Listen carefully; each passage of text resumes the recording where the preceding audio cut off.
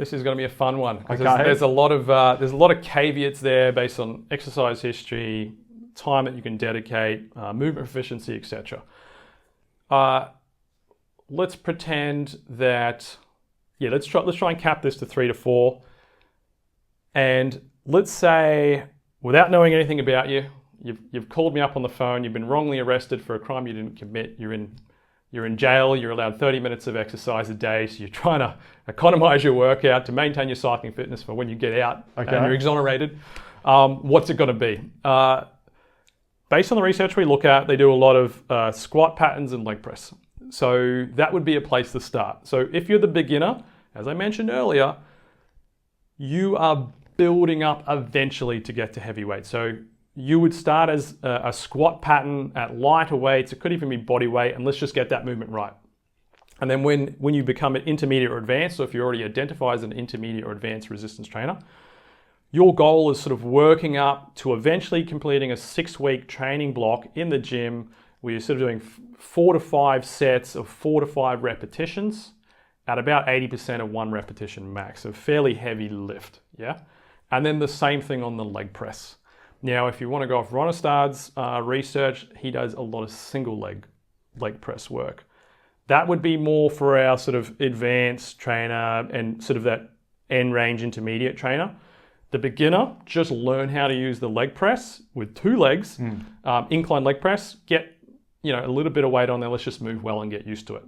So those 2 patterns can work quite well across beginner, intermediate, advanced. It just wherever you are on that continuum will dictate the weight, and if you choose to go to single leg press, which I would suggest high-end, intermediate, or advanced, you'd go trying that out. Why would single leg be more beneficial for cyclists potentially? Look, with respect to Ronestad, I don't think he was selecting single leg press because he was like, I compared it to double leg press and it turned out single leg was better. Let's quickly tick that box now. I believe Ronestad chose it because he wanted independent leg strengthening going in there, meaning he didn't want someone doing a 2-leg press and trying to dominate the movement with their dominant leg, which you could do on a leg press theoretically. That's a good point. So I think that was his mindset. I don't think he was necessarily saying he can prove that one's better than the other. Which takes me to the next point I was going to say to add to those 2 patterns. We spoke about the squat. And by the way, when people are thinking, are these researchers, what depth squat are they using? Most of them do half squats. And a lot of the time it's actually on the Smith machine. And for those of you who don't know what a half squat is, well, a full squat is sort of thighs parallel to the floor or slightly deeper at the bottom of your squat. Well, a half squat is kind of, if this is you standing, it's kind of somewhere between. Okay. So that's a half squat. So believe it or not, you'll see that in the research a lot. They just give the cyclist half squats. Often it is on the Smith machine. So that's a wrap for the Smith machine because I know it gets a bad rap. Right.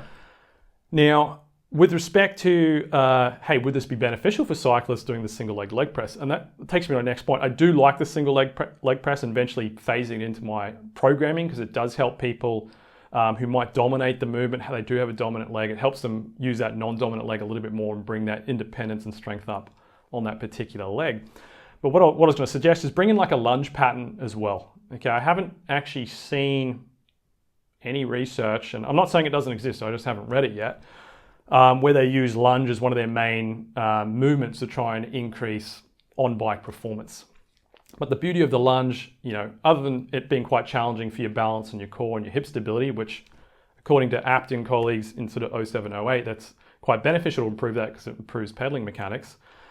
It can help overcome those major differences when someone is maybe 4 or 5% out on their power with respect to how much they're pushing on one pedal compared to the other. So I do like bringing in a lunge pattern as well. So I'd say they are my 3. And for the beginner, you would work on building into the lunge when you feel stable enough and balanced enough, and maybe it starts out body weight and you bring in some light dumbbells or a medicine ball. For our intermediate trainer, you're probably doing the lunge with some heavier dumbbells, possibly in the Smith machine as well, getting some load on there. For our advanced trainer, like heavy dumbbells, heavy Smith machine, kettlebell.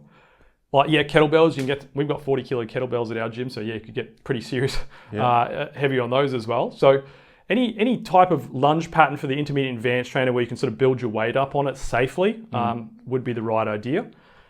What And type of lunge are you talking about? Any type of it would lunge? be any lunge pattern. Reverse lunge, it would, sideways lunge. there's so many walking lunge? there's so many different types, and Doesn't really matter. well, they all have pros and cons to them. So Okay. pick one that feels right. Okay.